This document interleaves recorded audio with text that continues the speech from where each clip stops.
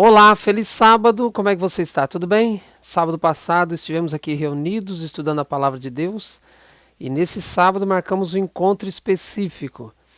Eu chamei sua atenção no sábado passado para que nesse sábado você estivesse aí acompanhando o estudo comigo aqui no canal A Busca, pois o tema é de extrema importância para nós, somos adventistas. A lei dominical não virá do Papa. Chamei sua atenção sábado passado. Infelizmente, nós não estamos podendo nos reunir, eu acho que é o caso aqui na América e também no Brasil, e acho que é o caso de várias regiões no mundo, por causa do coronavírus, então vamos aproveitar as redes sociais, vamos estudar a palavra de Deus. Se você, ao final desse vídeo, gostar do assunto, divulgue para outras pessoas, como disse no vídeo anterior, tem muita coisa aqui no YouTube que não vale a pena assistir, tem milhares de pessoas assistindo. Então, se você acha que esse vídeo vale a pena, se esse estudo vale a pena, divulgue para outras pessoas, para que outras pessoas também tenham acesso para estudar esse assunto tão importante. Se eu estou falando para alguém nesta hora que não é adventista, continue assistindo esse estudo, não há problema nenhum, mas saiba que vou deixar aqui na descrição e eu terei que apelar para você assistir a alguns outros vídeos que vou colocar aqui na descrição, os links, para que você possa compreender de forma um pouco mais plena aquilo que vamos abordar aqui, ok? Assim como eu fiz no vídeo anterior, eu espero que você já tenha assistido. Para aqueles que são adventistas, Deus continue abençoando você, mas saiba de uma coisa, nós precisamos estudar mais o Espírito de Profecia, junto com a Bíblia, obviamente, mas precisamos ler o Espírito de Profecia, precisamos compreender melhor o Espírito de Profecia, e você estudou comigo no sábado passado, textos importantíssimos sobre o Espírito de Profecia, e apenas citei alguns, ok? Muito bem, eu quero nesta hora convidar você para que você feche os seus olhos e faça uma oração comigo, e logo depois vamos entrar então no estudo da Palavra de Deus. Senhor, mais uma vez te agradecemos pela oportunidade de estudarmos a Tua Palavra, compreendemos melhor um assunto tão importante na escatologia adventista. Toma-nos em Tuas mãos, perdoe os nossos pecados e nesse momento dá-nos compreensão do Teu Espírito, em nome de Jesus. Amém.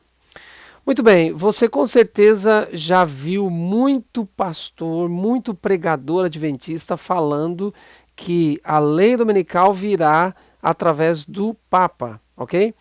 Aqueles que não são adventistas estão assistindo, não é nenhum tipo de preconceito, como eu disse aqui no começo, você vai ter que estudar outros vídeos aqui que eu vou deixar no link para que você possa compreender mais plenamente o que a gente está falando aqui. Mas o conceito adventista é que nesses últimos dias, com base em Apocalipse 13, o poder papal vai estabelecer a guarda do domingo, ou vai voltar à sua hegemonia e vai estabelecer a guarda do domingo. Esse é o conceito adventista. Mas nós precisamos compreender de onde vem a guarda do domingo nesses últimos dias.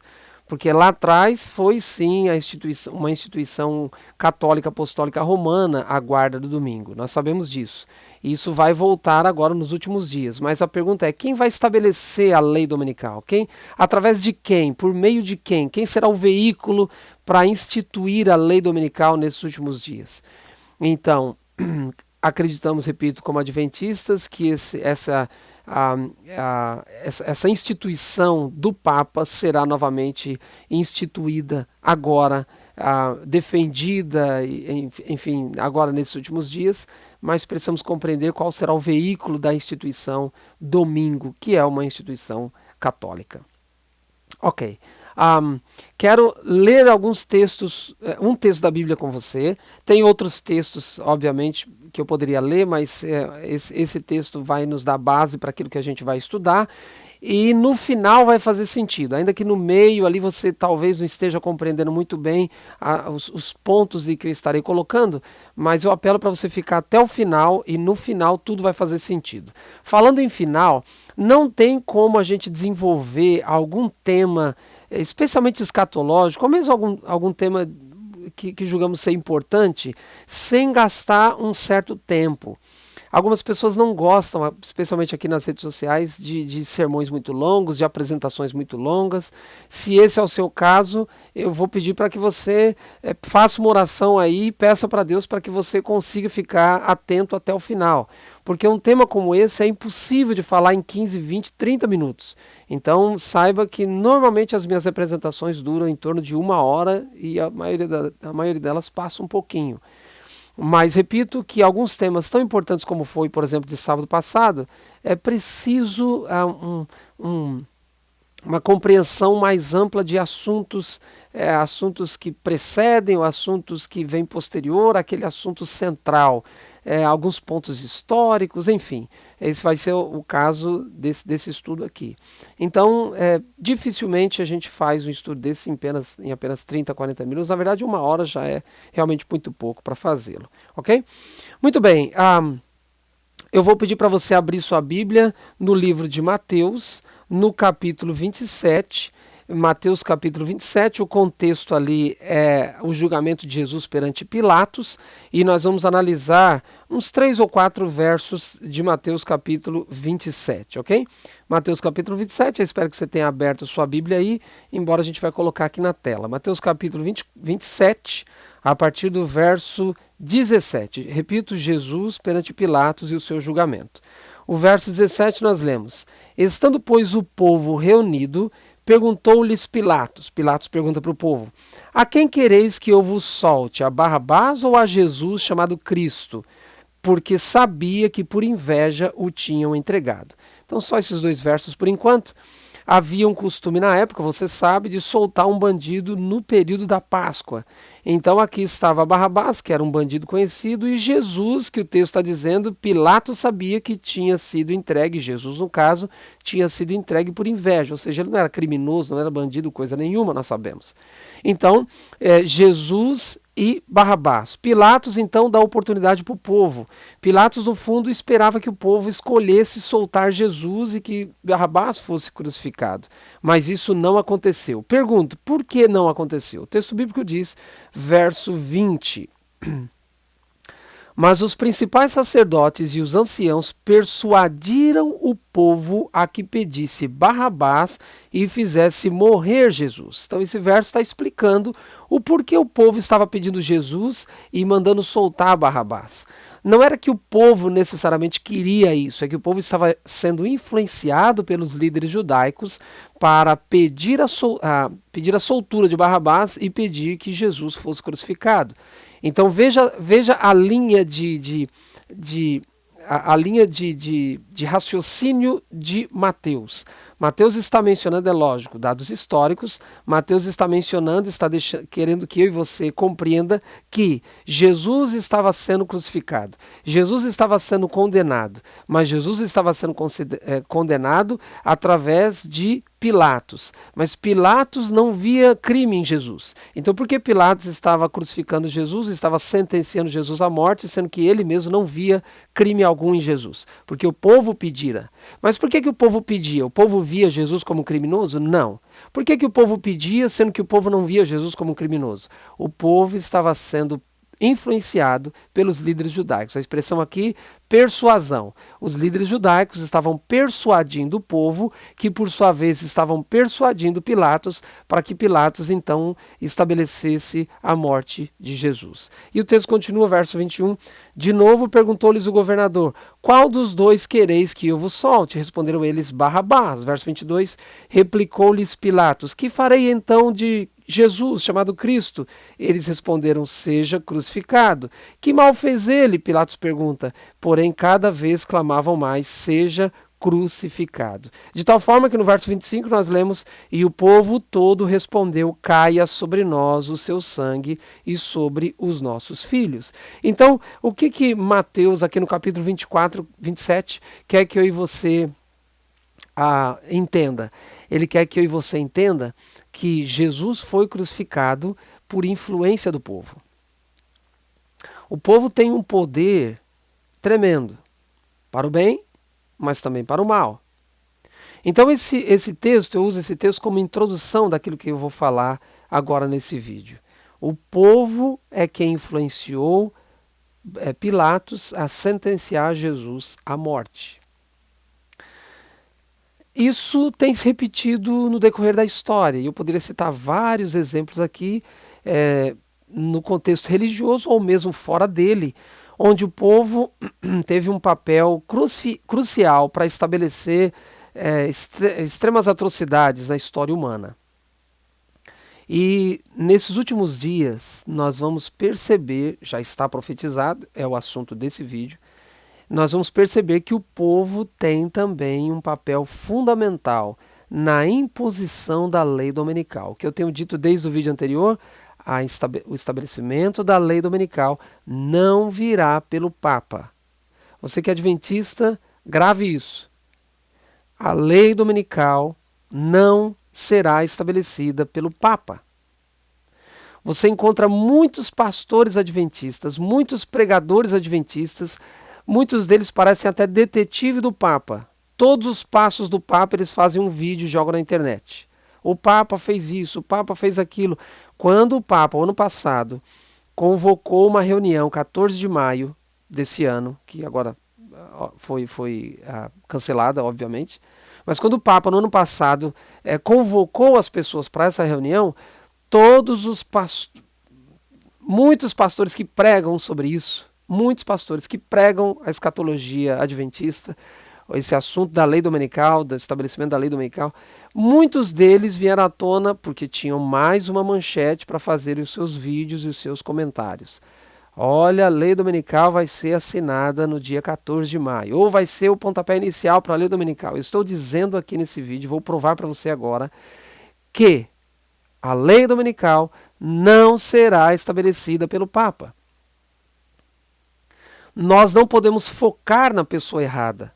Não podemos focar, nós precisamos saber verdadeiramente quem são os nossos inimigos. Eu e você, como adventistas, precisamos saber quem são os nossos inimigos. E o nosso inimigo principal não é o Papa. Não é o Papa. E, óbvio, quando eu falo inimigo, não estou me referindo, não estou colocando em pé de igualdade de Satanás, o Papa, obviamente. É dentro dessa minha linha de raciocínio. Nosso maior inimigo, na verdade, somos nós mesmos. E a Bíblia fala que Satanás é nosso inimigo também, óbvio. O mundo também é nosso inimigo, mas não é nesse contexto que eu estou mencionando. Então, no estabelecimento da lei dominical, esqueça o Papa. Ok? Vamos analisar agora os textos e você vai entender aonde eu quero chegar. A partir de agora, eu vou analisar alguns textos de Ellen White, do livro História da Redenção. História da Redenção, a partir do capítulo 49, Ellen White menciona o finalzinho ali da Reforma, e ela mencionando que, você vai perceber agora nos textos, ela menciona que o movimento de reforma deveria ter continuado como começou, mas esse poder não foi avante. O poder da reforma, num dado momento, ele se enfraqueceu.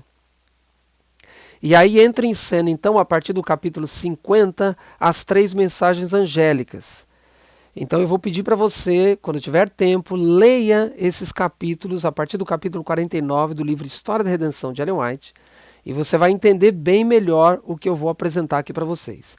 Eu vou ler alguns versos, nesses primeiros slides, alguns textos de Ellen White nesses capítulos, especialmente o capítulo 49 e o capítulo 50. Okay? Especialmente esses 2 capítulos. E vou apresentar uma linha, que é de Ellen White, uma linha histórica de interpretação de Ellen White das 3 mensagens angélicas, de maneira especial da primeira. Você se lembra que no vídeo anterior eu falei bastante da terceira mensagem angélica, que foi a partir de 1844.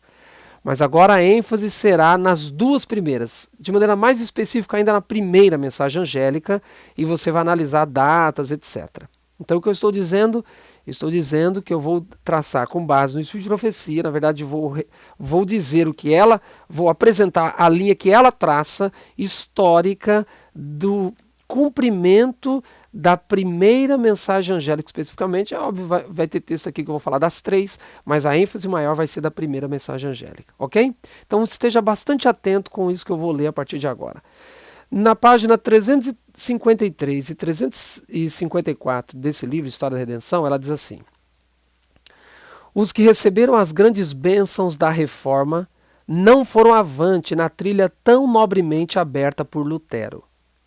Dessa maneira, novamente a religião degenerou em formalismo, erros e superstições. O texto é um pouco mais longo, obviamente eu encurto ele aqui, mas está na íntegra lá. Assim, o espírito inspirado pela reforma gradualmente morreu, até que houve quase tão grande, olha o que ela diz, até que houve quase tão grande necessidade de reforma nas igrejas protestantes como na igreja de Roma no tempo de Lutero. Houve substituição dos ensinamentos da palavra de Deus por teorias humanas. As igrejas tornaram-se corrompidas através de suas alianças com o mundo. Então esse texto é bastante revelador. Vou fazer a mesma coisa que fiz no vídeo anterior. Se você quiser entender melhor, dê pause. Quando o texto está aqui na tela, dê uma pause no vídeo aqui e leia o texto, analise as palavras, e eu vou fazer a análise das palavras logo depois, ok? Então essa é a hora. Se você quiser analisar esse texto, dê um pause aí, analisa, leia com calma, e aí eu vou fazer a análise logo em seguida. Então ela está mencionando um período pós-reforma. E nesse período pós-reforma, ela diz que eles não foram avante, essa reforma, essas bênçãos da reforma não foi avante. Ela diz que a religião degenerou em formalismo, erros e superstições. Que religião? Os protestantes. Okay? O que é o movimento de reforma? O movimento de reforma é um protesto contra a Igreja Católica Apostólica Romana. Okay? E contra os seus erros. Então ela diz, assim o espírito inspirado pela reforma gradualmente morreu. Aí ela faz uma afirmação assustadora. Houve quase tão grande necessidade de reforma dentro das igrejas protestantes como em Roma, na época de Lutero. Então as igrejas haviam tão nobremente aberto o caminho da reforma, mas eles pararam, eles não continuaram avante. Então ela diz, assustadoramente, que houve quase tão necessidade de uma reforma dentro das igrejas protestantes. Olha que coisa. E aí, num parágrafo, logo depois, ela diz, Satanás não podia mais retirar a Bíblia do povo. Ela fora colocada ao alcance de todos. Lutero, por exemplo, deu a Bíblia para os alemães.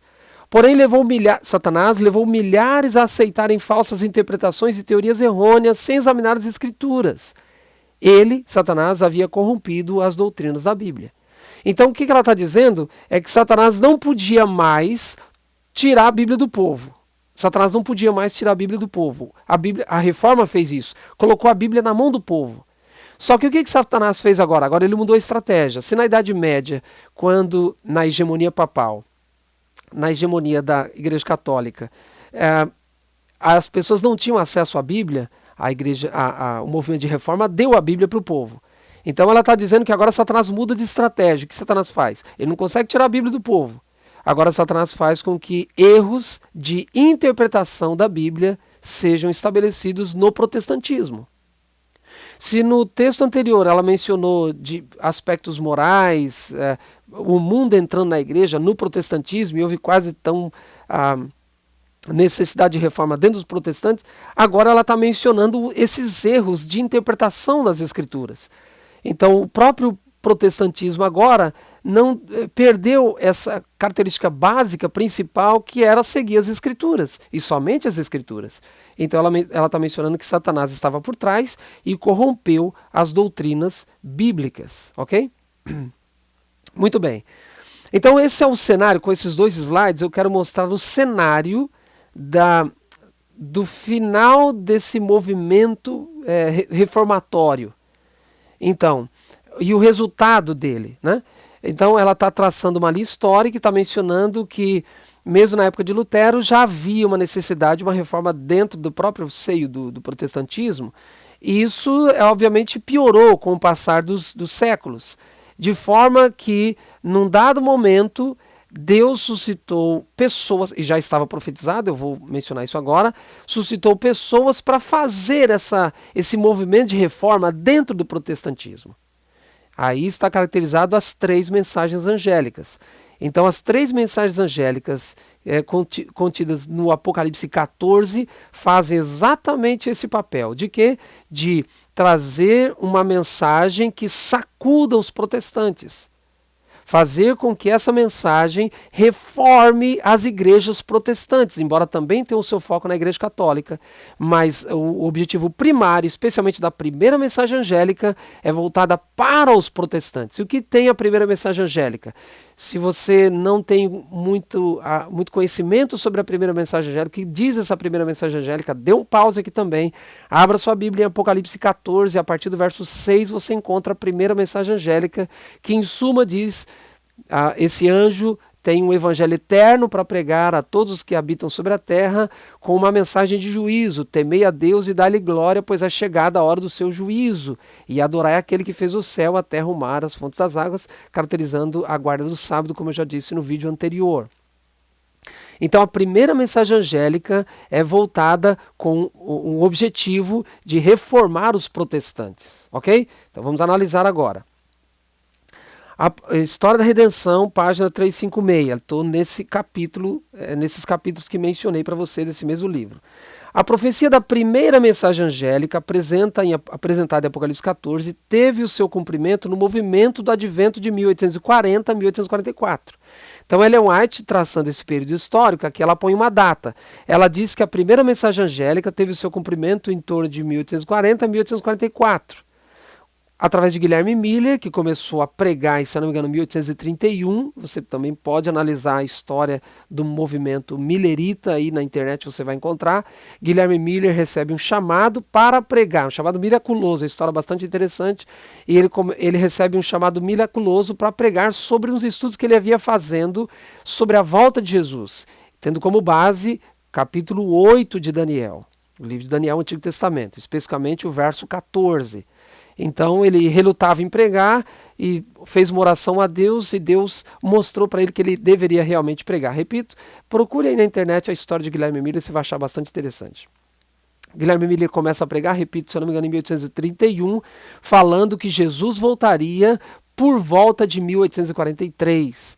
E aí houve uma revolução nos Estados Unidos da América, aqui nessa mesma região em que eu moro hoje, mas não só aqui na América, outros no continente europeu também haviam pessoas pregando sobre a volta de Jesus. Deus levantou pessoas, como eu estou mencionando aqui, para reformar o protestantismo que estava caindo no formalismo e no mundanismo, ok? Então, quando mais ou menos ocorreu a primeira mensagem angélica? Por volta de 1840, 1844. Com que mensagem? A primeira mensagem angélica que caracterizava a volta de Jesus. Só mais uma informação, talvez você não saiba, esse movimento chamado Millerita tinha a mensagem da volta de Jesus. Por quê? Porque com base em Daniel 8,14, diz lá: o santuário será purificado após 2.300 tardes e manhãs, que entendemos ser 2.300 anos. Eles entenderam fazendo a conta que isso daria em torno de 1843, e eles entendiam na época que o santuário era a terra, então entendiam que Jesus, ali aquele texto caracterizava a volta de Jesus vindo purificar a terra, pois lá diz purificação do santuário após essa data. Então eles chegaram à conclusão que após essa data, ou seja, no final dos 2.300 anos, dando mais ou menos em 1843, Jesus voltaria para purificar a terra com fogo. Era essa a compreensão. Mas Jesus realmente não voltou? Mas essa mensagem já estava profetizada. Já estava profetizada. Então Ellen White está dizendo que essa primeira mensagem angélica tem um ponto específico na história. Ainda ela diz, num parágrafo à frente, ela diz: poucos pastores, porém, aceitaram esta mensagem. Qual mensagem? A primeira mensagem angélica. E ela menciona aí uma condição de uma igreja ímpia e um mundo jazendo na maldade. Então ela caracteriza, pontua historicamente, ela viveu naquela época, então ela menciona que essa primeira mensagem angélica veio para sacudir as igrejas protestantes da época. E ela menciona, porém, poucos pastores aceitaram essa mensagem. Veja, se essa primeira mensagem angélica era efetivamente para reformar as igrejas protestantes da época, os seus pastores renegaram essa mensagem, quem dirá o povo? Porque o povo segue os pastores, o povo segue os líderes, querendo ou não. Não era para ser assim, não deve ser assim, mas infelizmente é assim. Agora você começa a entender por que eu comecei esse estudo como eu comecei. Os líderes judaicos influenciando o povo para que o povo peça a morte de Jesus e a soltura de Barrabás. Ellen White então está mencionando que os líderes cristãos por ocasião da primeira mensagem angélica, 1840 a 1844, os líderes cristãos, os pastores das igrejas cristãs, renegaram essa mensagem. Então ela menciona, poucos pastores aceitaram. Poucos, ok? Muito bem, vamos seguindo. Outro texto, ela diz assim, muitos que professavam amar ao Salvador, estou falando da primeira mensagem angélica que caracterizava a volta de Jesus. A mensagem era, Jesus está voltando, Jesus está voltando. Então é esse contexto que ela menciona essa frase. Ela diz, muitos que professavam amar ao Salvador faziam objeções, receavam encontrar-se com o Senhor. Estavam unidos nesse trabalho Satanás e pastores não consagrados, esses que não aceitaram a mensagem.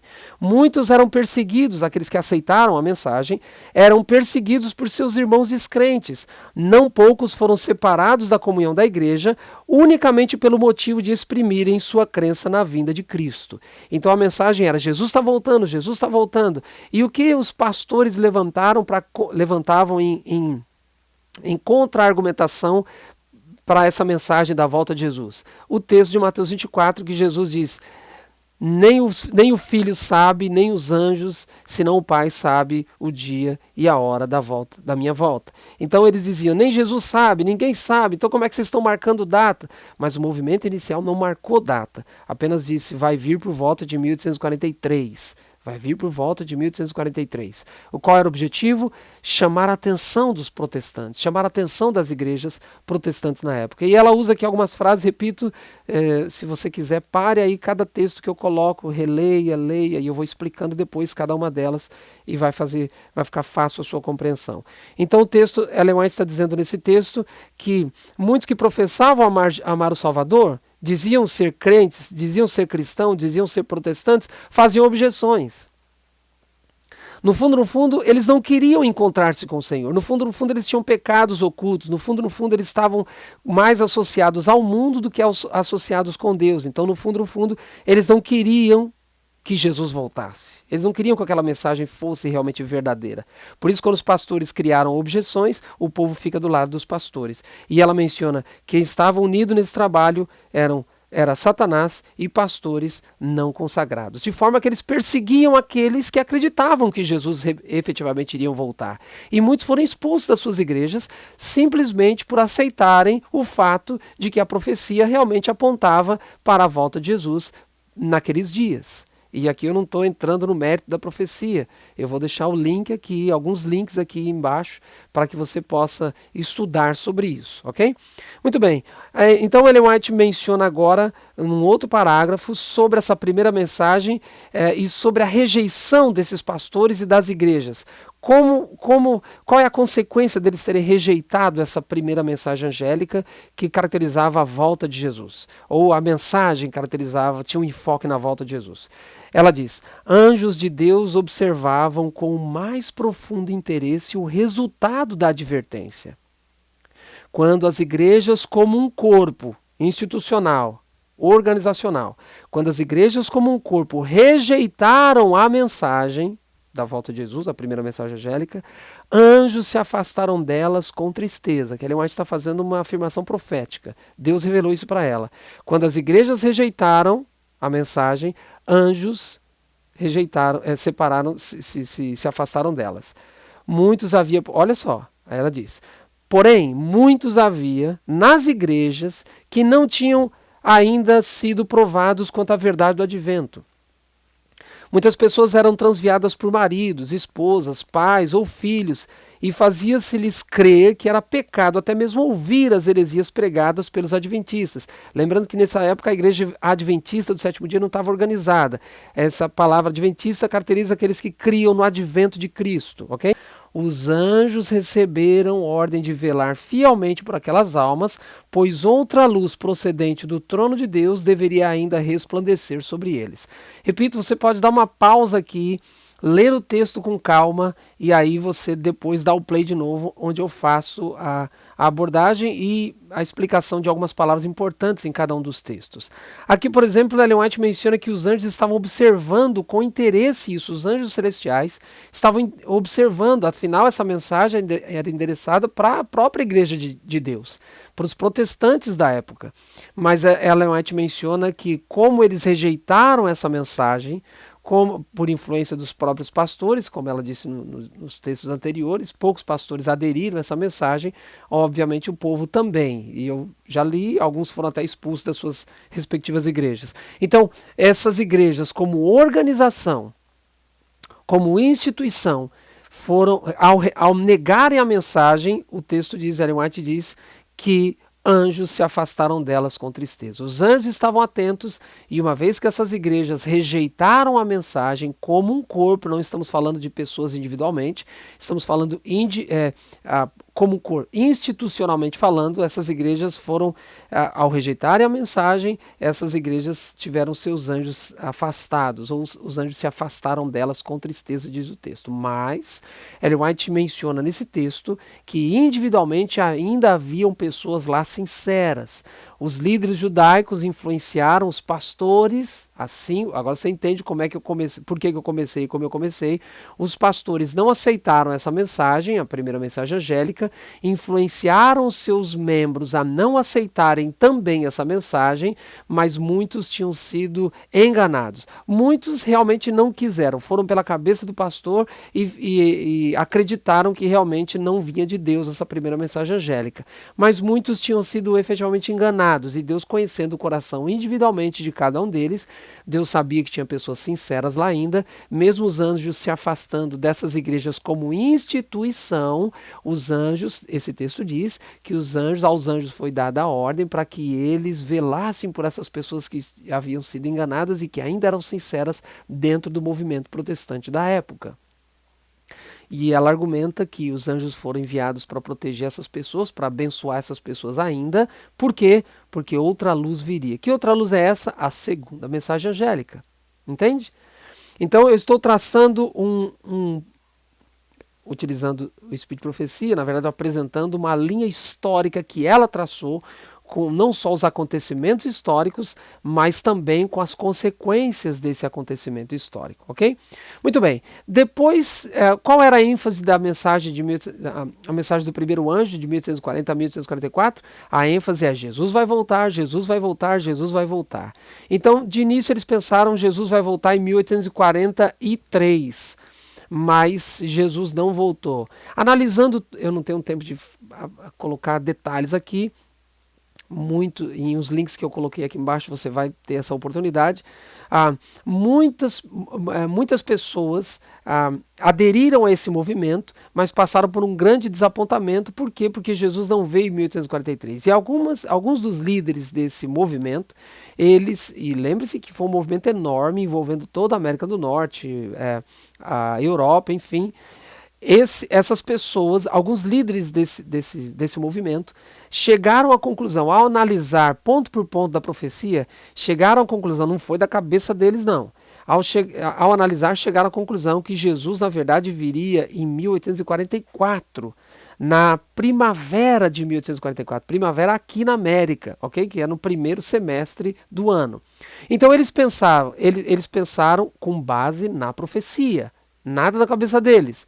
Jesus vai voltar e essa purificação do santuário vai acontecer na primavera de 1844, ok?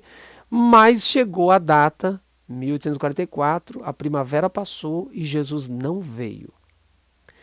Eles então perceberam que eles haviam cometido um erro, porque eles entenderam depois, ao continuarem estudando, que Jesus, na verdade, teria uma data específica. Isso seria 22 de outubro daquele ano, não na primavera, mas no outono de 1844.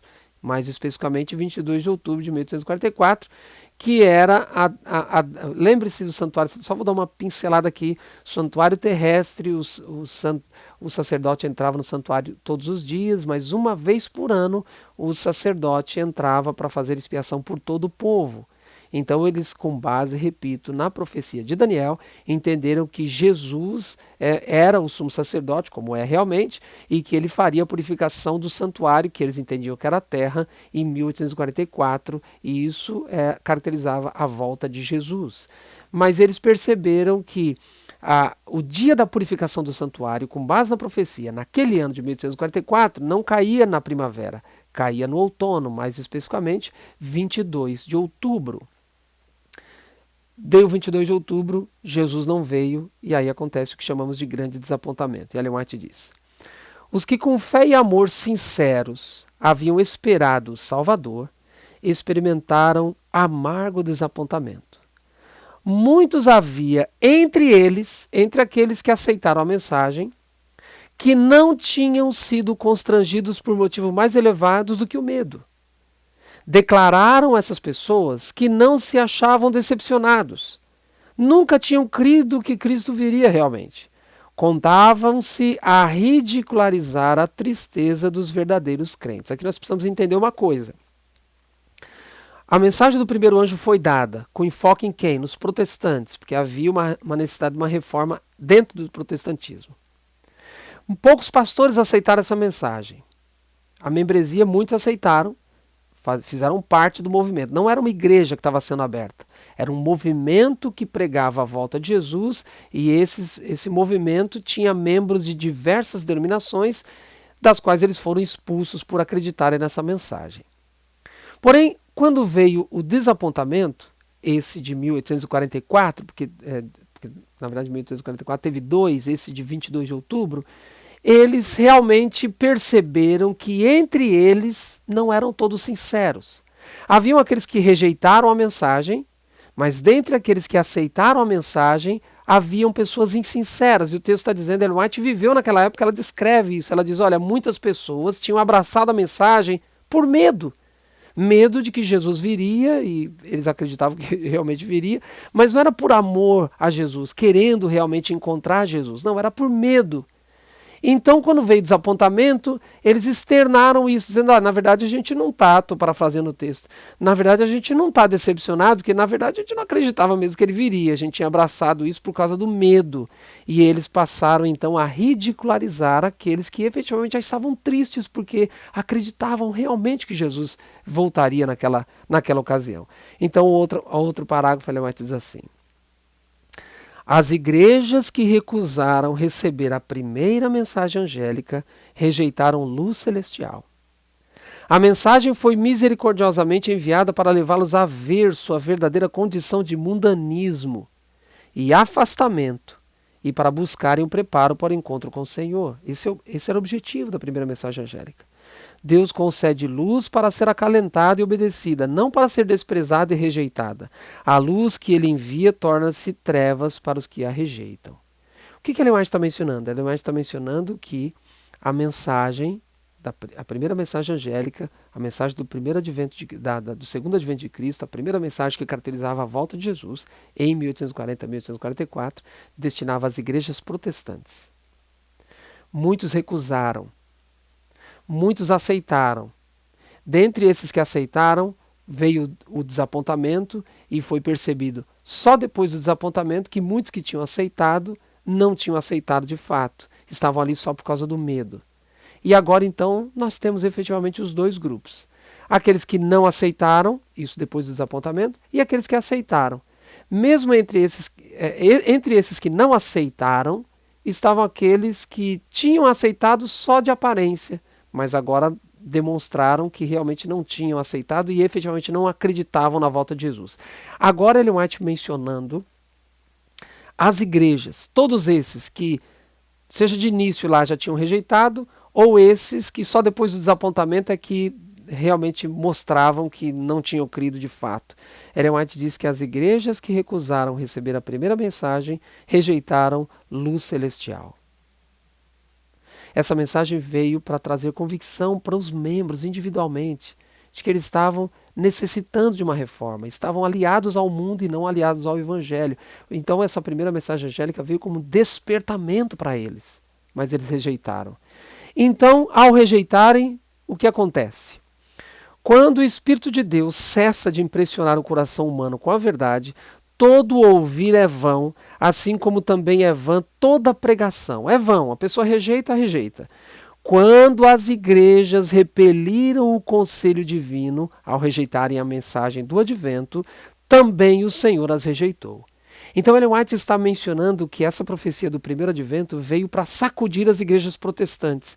E depois do desapontamento, efetivamente todos demonstraram se criam ou não que Jesus voltaria, se amavam ou não verdadeiramente o advento de Cristo, a vinda de Cristo.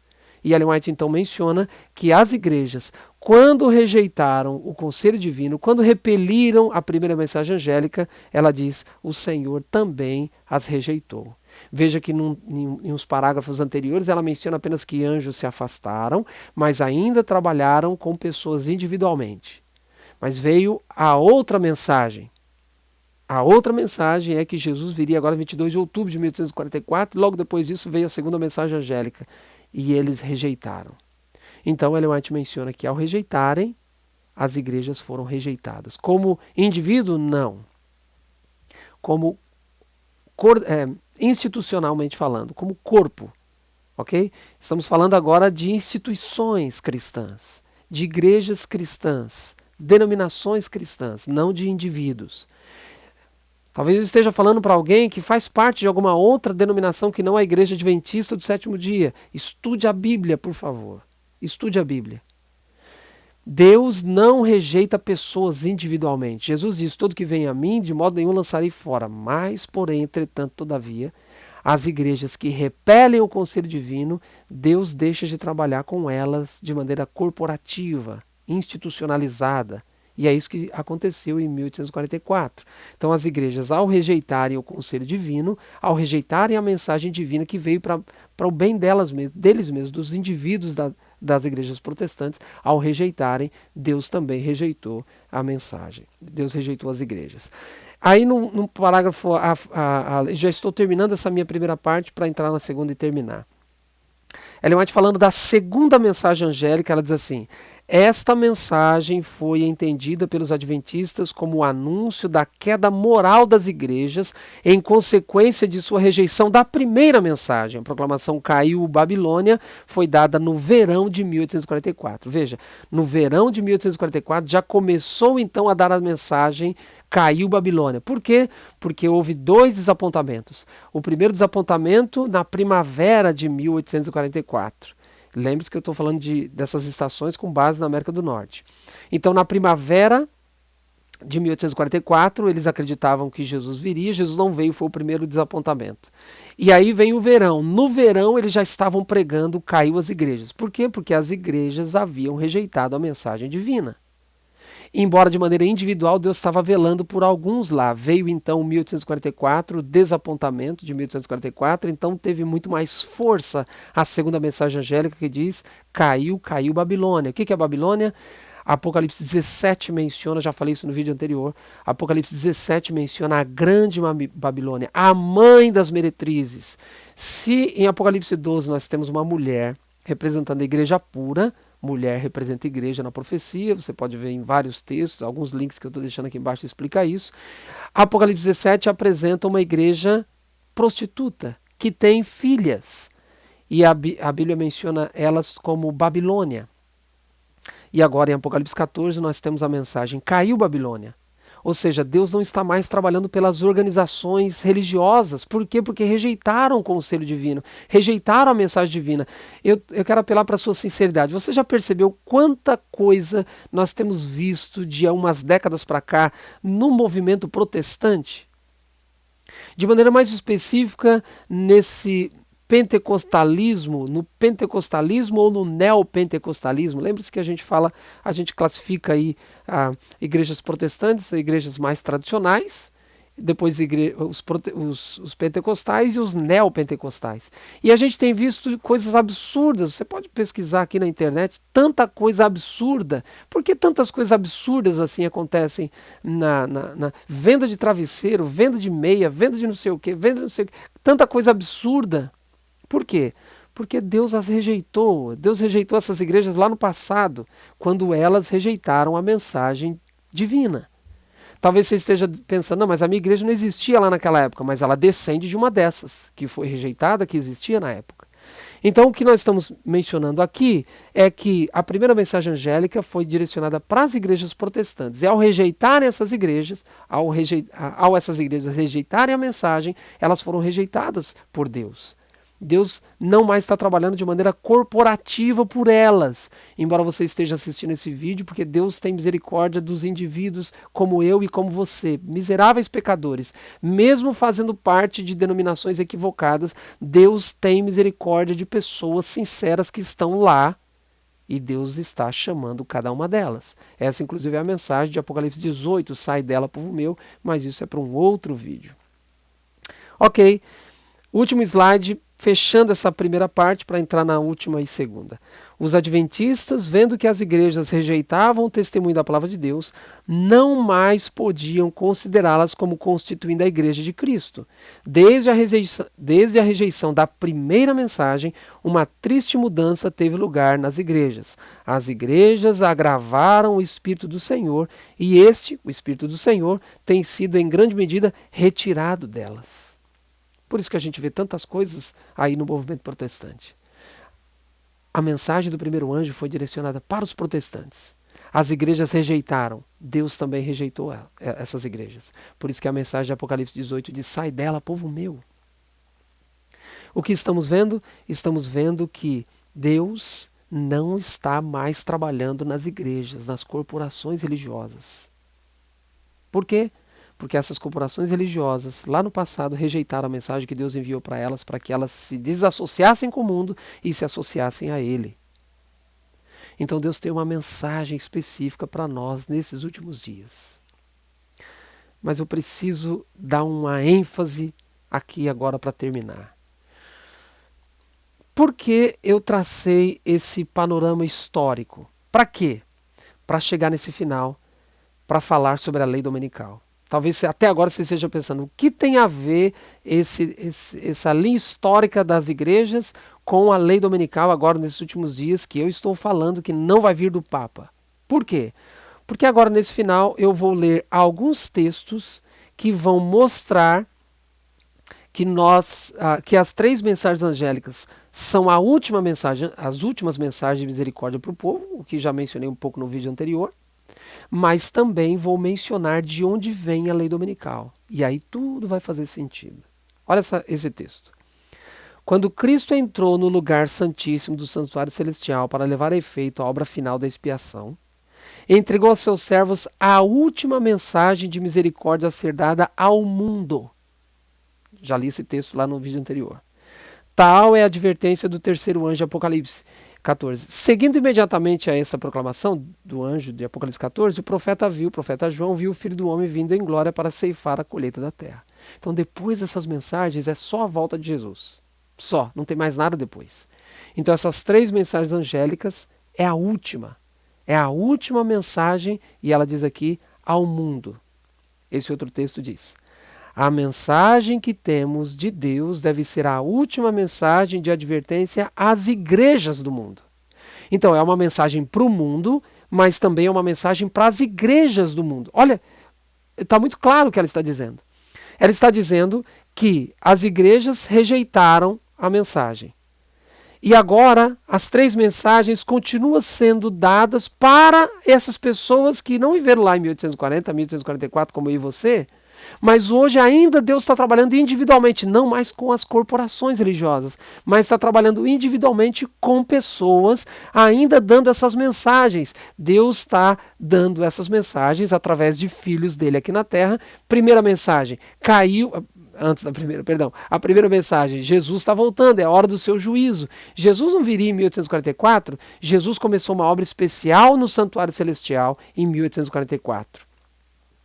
A segunda mensagem, caiu Babilônia, Deus não está mais trabalhando pelas igrejas protestantes. E a terceira mensagem, com esse foco que eu vou dar agora no final, se alguém adora a besta e a sua imagem e recebe o seu sinal, vai receber a ira de Deus. Essa é a última mensagem. E que mensagem é essa? Qual a importância dessa mensagem? Antes, eu quero ler dois textos com você. Satanás exerce domínio sobre todos os que Deus não guarda especialmente. Ellen White diz isso no Grande Conflito. Se Deus não guarda especialmente, Satanás tem domínio. Então, Eu e você, como indivíduos, precisamos ser guardados especialmente por Deus. E como igreja, essa é uma realidade também. Se Deus não está guardando essas igrejas, Satanás tem domínio total. Outro texto. Embora fechem os olhos ao fato, os cristãos estão agora a enveredar por caminho que levará à perseguição. Embora eles velhem os olhos para isso, mas os passos que os cristãos estão dando hoje vão levar à perseguição. Perseguição de quem? É agora no final. Agora eu vou mostrar para você qual é a consequência da rejeição dessas igrejas cristãs lá em 1840, 1844. Qual é a consequência disso? Elas foram rejeitadas lá. E qual é a consequência disso? Hoje estamos dando uma mensagem, que é a última mensagem, para os protestantes. Envolve católicos também, envolve o mundo, espírita, ateu, todo mundo. Mas o enfoque é para os protestantes acordarem. Eles estão indo num caminho que vai vir perseguição. Mas agora nós vamos dar uma ênfase. Qual é a consequência dessa rejeição dos protestantes lá atrás? Qual é a consequência nesses últimos dias? O que tem a ver essa rejeição dos protestantes lá atrás? Quando eu digo lá atrás, ainda hoje as corporações religiosas todas cristãs que rejeitaram essa mensagem são em corporação, não estão sendo usadas por Deus, guiadas, dirigidas por Deus. E qual é a consequência disso com a lei dominical nesses últimos dias? Agora eu entro no final desse meu vídeo. Quero começar lendo um texto do Grande Conflito. Agora não uso mais aquela linha histórica com base no livro História da Redenção. Agora eu leio vários textos espalhados, textos que Ellen White escreveu em tudo quanto é livro, ok? Com o mesmo enfoque. Ela diz assim, leia com muita atenção. Os protestantes dos Estados Unidos serão os primeiros a estender as mãos através do abismo para apanhar a mão do espiritismo. Estender-se-ão por sobre o abismo, também, para dar mãos ao poder romano. E sob a influência desta tríplice união, este país, que país? Os Estados Unidos, seguirá as pegadas de Roma, desprezando os direitos da consciência. Então, olha o que ela está dizendo. Ela está dizendo que os protestantes dos Estados Unidos serão os primeiros a dar a mão sobre um abismo para com o espiritismo. E vai estender as mãos também sobre outro abismo para pegar a mão do catolicismo, do poder romano. Irmãos, ela escreveu isso há mais de um século atrás. Esse abismo já não existe mais.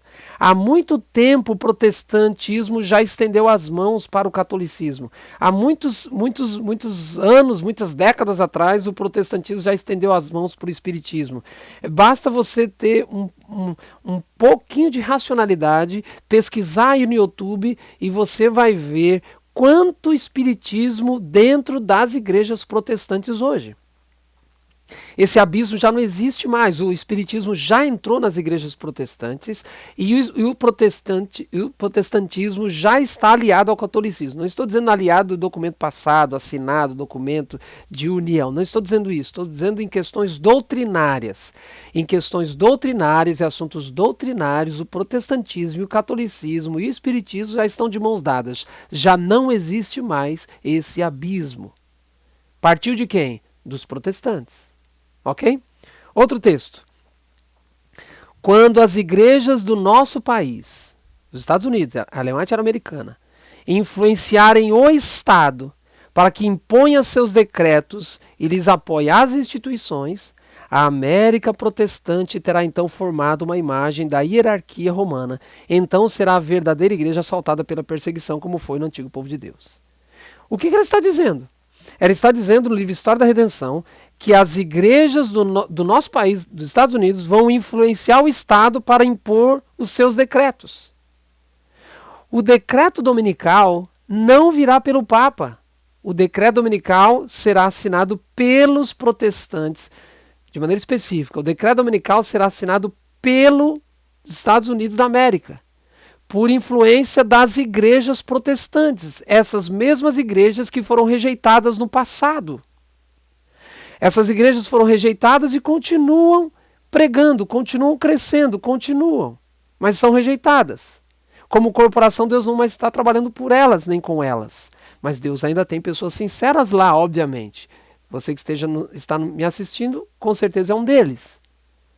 Agora, saiba de uma coisa, essas igrejas já foram rejeitadas e vai ser através dessas igrejas que os Estados Unidos da América imporão uma lei dominical. E por que a gente fala tanto em lei dominical? Porque essa é a marca da besta. A marca da besta não é um chip na mão, não é um chip na testa. Estou deixando links aqui de estudos para você.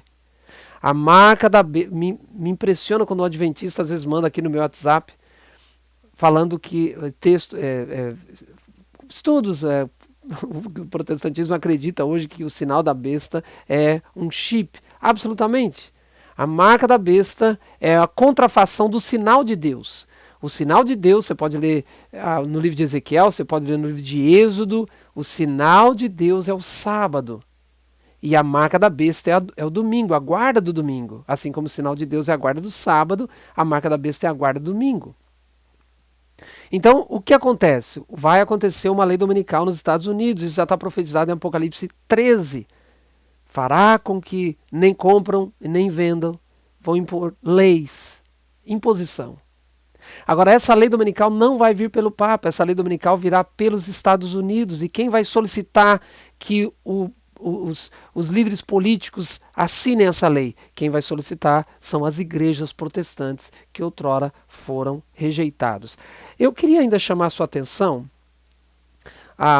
quando a gente fala, no slide anterior, quando eu mencionei que as igrejas, a igreja protestante estende a mão sobre o abismo para pegar o espiritismo, estende a mão para pregar o catolicismo. Eu tenho um dado aqui. Dados a gente sempre tem, mas não tem tempo de apresentar tudo. Eu tenho um fato que eu preciso mencionar. Quando eu cheguei aqui na América, quase 5 anos atrás, teve um programa aqui em Washington, na capital, chamado Together. Esse programa Together foi apresentado ou organizado pelos protestantes. E os protestantes pediram para o Papa, já era obviamente o Papa Francisco, para o Papa Francisco estar presente. E o Papa disse, eu não vou poder estar. Mas o que o Papa fez? O Papa ganhou a camiseta do Together, do programa dos protestantes. E o Papa fez um vídeo, está aí na internet, você pode buscar. O Papa fez um vídeo convocando todos os católicos para que os católicos... Ele não ia poder estar, mas para os católicos estarem nesse programa que seria o nome Together juntos. Protestantes, espíritas e católicos, todos juntos num programa. E qual foi o enfoque do programa? Isso não foi o primeiro, foi um dos que mais me chamou a atenção por ser na capital dos Estados Unidos da América, e os protestantes chamando o Papa para... Parte do protestante, como a profecia já estabeleceu através de Ellen White, os protestantes estenderão a mão sobre o abismo, repito, o abismo que já não existe. Então os católicos estiveram no programa, inclusive teve representantes do Papa lá, falando, inclusive teve pregadores protestantes, espíritas e também católicos estiveram lá. Então, isso a gente chama de ecumenismo. A profecia se cumpre.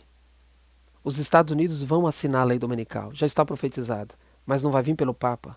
A influência não é o Papa. Quem vai influenciar os Estados Unidos a assinar a lei dominical são os protestantes norte-americanos. Leia outro texto. Quando as principais igrejas dos Estados Unidos, ligando-se em pontos de doutrinas que lhes são comuns. Isso ela escreveu há mais de um século atrás, isso já acontece há muitas décadas. Quando as principais igrejas dos Estados Unidos, ligando-se em pontos de doutrinas que lhes são comuns, influenciarem o Estado para que imponham seus decretos e lhes apoiem as instituições, a América do Norte protestante terá então formado uma imagem da hierarquia romana e a aplicação de penas civis aos dissidentes será o resultado inevitável. Ou seja, aqueles que guardam o sábado serão perseguidos. Veja que esse texto é bem parecido com o texto anterior. Esse ela cita no Grande Conflito e o anterior ela cita no História da Redenção. Qual é a ênfase? As igrejas dos Estados Unidos influenciam o Estado para que o Estado imponha a lei dominical. O Papa nada tem a ver com isso. Mas aqui eu preciso colocar algo importante. Eu não estou dizendo que o Papa não tem nenhum tipo de importância no cenário profético desses últimos dias. Não estou dizendo isso.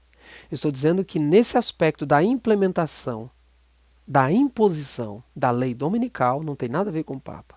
Ué, mas por que o Papa está falando tanto no domingo? A carta que ele escreveu há algum tempo atrás, instituindo ali ou reforçando a instituição do domingo, precisamos guardar o domingo. Ele menciona, inclusive, que os argumentos que nós deveríamos, por que nós deveríamos guardar o domingo. Ele fala, a gente até pensava alguns anos atrás que viria, essa profecia se cumpriria pelo cunho religioso, ou seja, o Papa imporia a lei dominical porque ele é o Papa e é uma instituição católica, ou o domingo é de uma instituição católica. Mas não, o Papa está vindo agora pelo, pelo aquecimento global. Ele está usando o argumento do aquecimento global. Então ele está dizendo, o aquecimento global é uma realidade, então nós estamos destruindo o nosso planeta e agora precisamos então guardar um dia, o domingo, para que guardando um dia, todo o planeta parando no domingo, vamos poluir menos, vamos dar mais atenção para a nossa família, o mundo vai ser bem melhor, etc, etc, etc. Então realmente uma jogada de mestre. Mas a implementação da lei dominical não vem por ele. A implementação da lei dominical vem pelos Estados Unidos. Então qual é o papel do Papa? Lembre-se o que eu estou lendo. Todos os textos basicamente dizem a mesma coisa.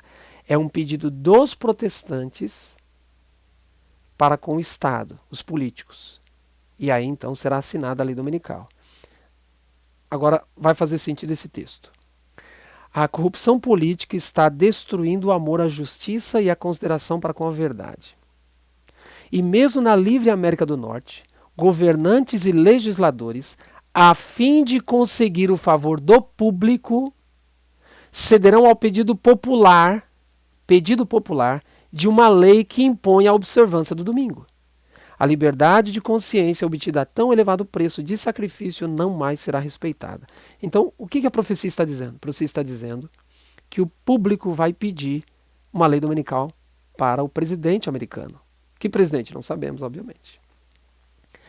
Agora, uma lei dominical nos Estados Unidos da América e depois vai se estender para todo o mundo, não vai ser assinada e não vai ser solicitada pelo público, seja pelos protestantes por esse texto a gente entende que não vai ser só pelos protestantes, mas pelo público em geral, pelo povo americano, norte-americano em geral.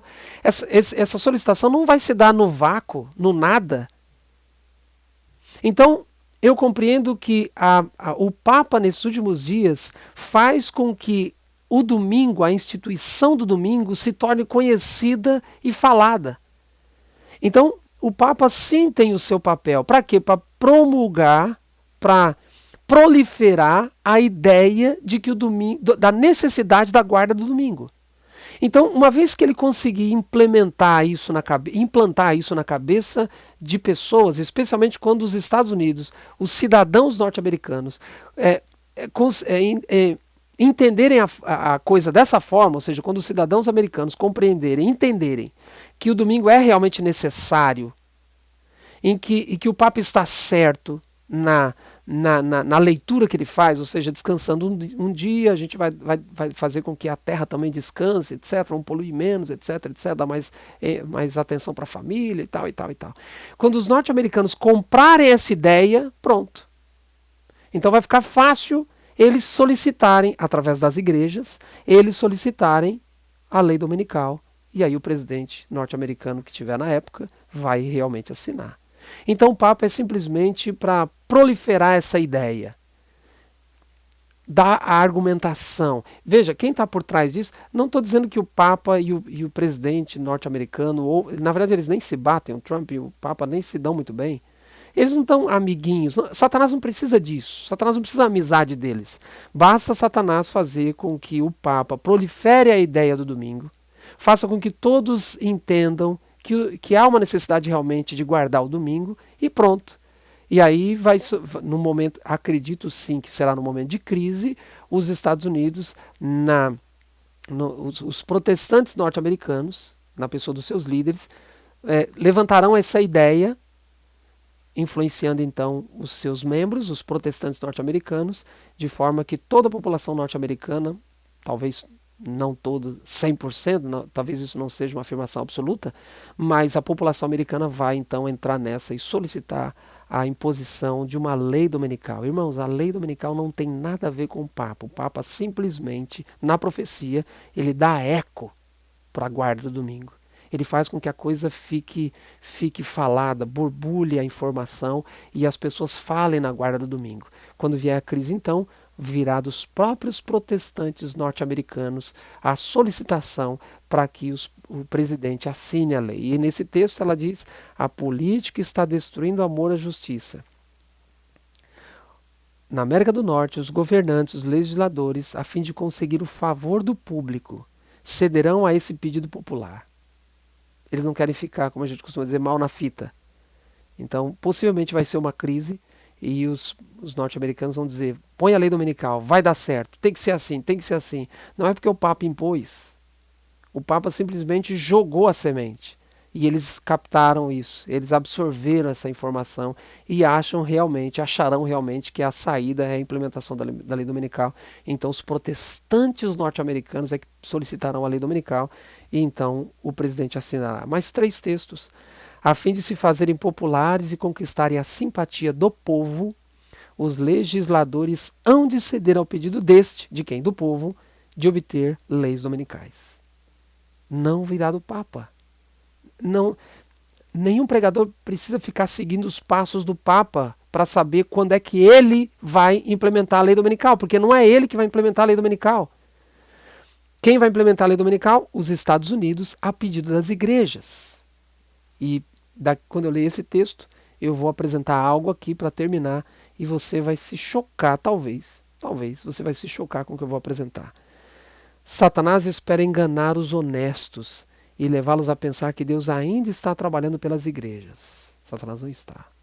Mas a luz brilhará e todos os honestos deixarão as igrejas caídas e tomarão posição ao lado dos remanescentes. Quem são os remanescentes? Falei um pouco deles no último vídeo. Apocalipse 2,17 fala que Satanás está irado contra esses remanescentes, que tem 2 características: guarda os mandamentos de Deus e tem o testemunho de Jesus. O que é o testemunho de Jesus? Apocalipse 19,10 fala que o testemunho de Jesus é o espírito de profecia, é o dom profético na igreja dos últimos dias. Então tem 2 características: o dom profético e os 10 mandamentos. E agora nós estamos lendo que Satanás procura enganar os honestos, achando que basta fazer parte de uma denominação. É só fazer parte de uma denominação. Não. As denominações cristãs foram rejeitadas por Deus quando essas rejeitaram a primeira mensagem angélica, por volta de 1840, 1844.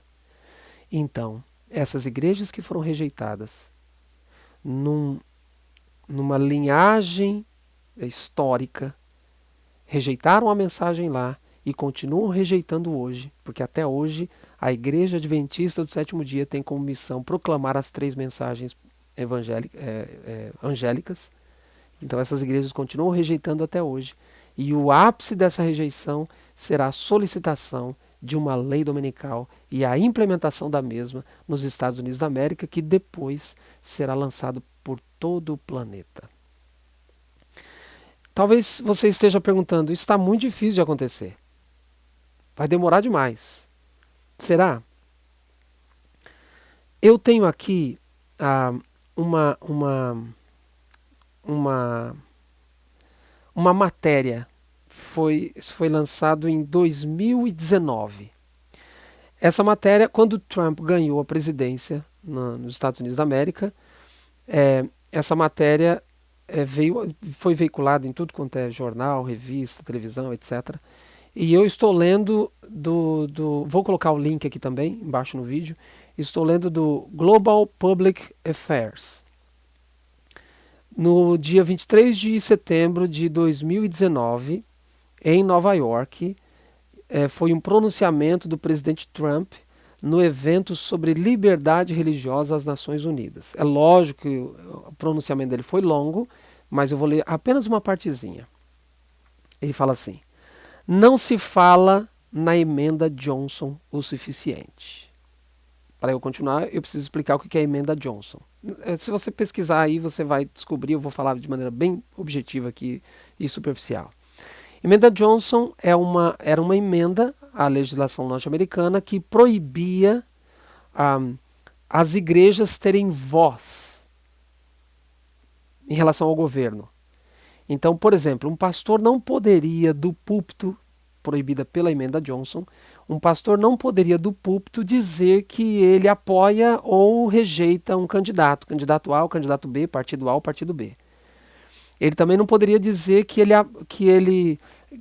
a igreja deveria votar em partido A, partido B, fulano ou ciclano. Havia uma total separação de igreja e Estado, ok? A emenda Johnson meio que digamos, era uma lei, vou usar essa expressão, era uma lei para que isso não ocorresse essa união, ok? Já na campanha presidencial do Trump, a primeira, obviamente, ele está agora na segunda, ele já tinha dito, olha, eu vou tentar destruir a emenda Johnson.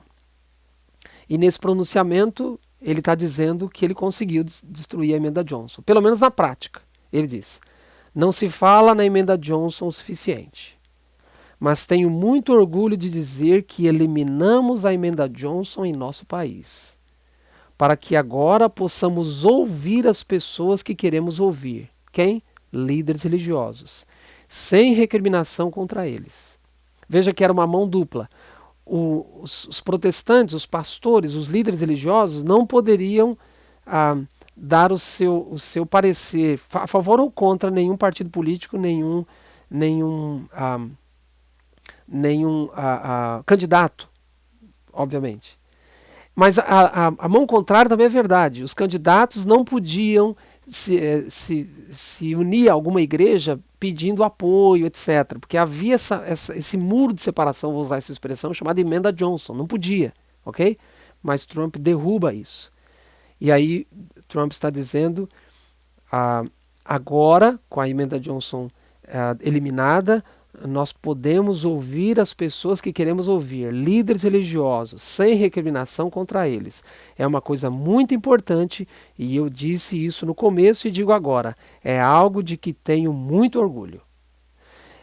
Irmãos, com essa quebra da emenda Johnson, pelo menos na prática, o que nós estamos vendo? O cumprimento da profecia. Porque como é que os protestantes dos Estados Unidos da América poderiam pedir para o governo implantar uma lei dominical com a vigência da emenda Johnson? Não havia essa aproximação, essa proximidade entre eles. Não havia diálogo entre eles, pelo menos oficialmente. Agora há. Uma vez que o Trump entrou, uma das primeiras coisas que ele fez foi atacar a emenda Johnson. Na prática já não existe mais. Você faça uma pesquisa aí, você vai ver que todas as pessoas que cercam o Trump, seus conselheiros, até mesmo seu vice-presidente, são todos protestantes. Então, Ellen White profetizou que a lei dominical será assinada nos Estados Unidos, depois atingiria o mundo inteiro. E seria assinada pelos Estados Unidos por solicitação dos protestantes, de maneira específica das igrejas protestantes norte-americanas. Como é que as igrejas norte-americanas poderiam pedir, solicitar uma lei dominical, sendo que elas não podiam, elas não tinham essa proximidade com o governo? Agora tem. E está tão claro isso, tão às claras, que, eu repito, todos os conselheiros mais próximos de Trump, eu não sei se todos, mas uma boa parte, a maioria certeza, são cristãos, são protestantes. Fazem até culto, você pode pesquisar na internet, eles fazem culto lá, tem até um estudo bíblico lá que eles fazem. E na verdade, você pode pesquisar aí na internet, Michelson Borges fez um vídeo, colocou lá no seu canal, mencionando um líder daqui dos Estados Unidos que percorre o mundo inteiro formando grupos de estudo com muita similaridade do que foi formado aqui, na verdade igual do que foi formado aqui, com o mesmo ponto de vista, mas isso é outro assunto. O que eu quero mencionar agora é que o Trump está cumprindo a profecia. Ele conseguiu aproximar os protestantes do governo. E Ellen White já profetizou que isso teria que acontecer, porque a lei dominical vai ser assinada pelo presidente norte-americano, mas a solicitação vem dos protestantes. Agora não há mais barreiras, como havia antes do Trump, na época do Obama e anterior, havia uma barreira, agora não há mais. Agora a profecia já pode se cumprir. Eu não estou dizendo que vai se cumprir com o Trump, eu não posso dizer isso, mas já está muito mais perto de se cumprir, muito mais perto. Agora você entende por que eu comecei, como eu comecei. Cristo Jesus foi crucificado. O povo pediu a crucificação. E por que o povo pediu a crucificação? Porque foram influenciados pelos líderes judaicos. Na época da primeira mensagem angélica, os líderes judaicos, os líderes cristãos, que precisavam da primeira mensagem angélica, influenciaram o povo para não aceitarem a primeira mensagem angélica. E com isso as igrejas, por causa dos seus líderes, foram rejeitadas, embora Deus ainda trabalhe de maneira individual. Pessoas individuais estão lá nas mais variadas igrejas protestantes. Sinceramente, Deus conhece cada uma delas e vai trabalhar e está trabalhando com eles, mas não de maneira institucional mais. Nesses últimos dias, a mesma coisa. O povo é o pivô para a implantação da lei dominical, especialmente o povo norte-americano que se diz protestante. De maneira mais específica ainda, os líderes protestantes dessas igrejas que foram rejeitadas lá em 1840 a 1844, vem deles a solicitação para a implementação da lei dominical. E o caminho já está aberto, porque o governo tem como conselheiro, o governo Trump tem como conselheiro esses mesmos protestantes dessas igrejas que no passado foram rejeitadas. Querido adventista, nós estamos vendo a profecia se cumprindo diante de nós. A lei dominical não virá pelo Papa. Último texto. Por toda parte vemos crescentes evidências de que a mensagem que temos de Deus deve ser a última. Como adventistas, temos uma mensagem. E essa mensagem vem de Deus e deve ser a última mensagem de advertência às igrejas do mundo. Ainda assim, ela pergunta, ano após ano passa para a eternidade, as igrejas continuam sem ser advertidas. Sou instruída a falar aos meus irmãos e irmãs e perguntar, estamos conscientes dessa nossa negligência como adventistas? Nós estamos negligenciando pregar para os protestantes. Esses mesmos protestantes que já foram rejeitados no passado estão ganhando força. Nós temos bancadas evangélicas em tudo quanto é parlamento do mundo. Esses mesmos protestantes para quem devemos pregar o evangelho, porque nós estamos sendo negligentes, eles estão ganhando corpo e a profecia vai se cumprir. Esses mesmos protestantes solicitarão ao governo norte-americano que implemente uma lei dominical e aqueles que guardarem o sábado serão perseguidos. É a nossa negligência que vai fazer a lei dominical ser assinada. Querido irmão, querida irmã, estudemos mais o Espírito de Profecia. Leiamos mais o Espírito de Profecia com a Bíblia. Jesus está muito perto de voltar. Eu espero que você acredite nisso. Vamos orar. Senhor Deus, obrigado por essa verdade da Tua palavra, a revelação dada especialmente para nós nesses últimos dias. Fortalece a nossa fé, perdoe os nossos pecados, ajuda-nos a fazermos as reformas que forem necessárias para estarmos de pé naquele grandioso dia. Em nome de Jesus oramos. Amém.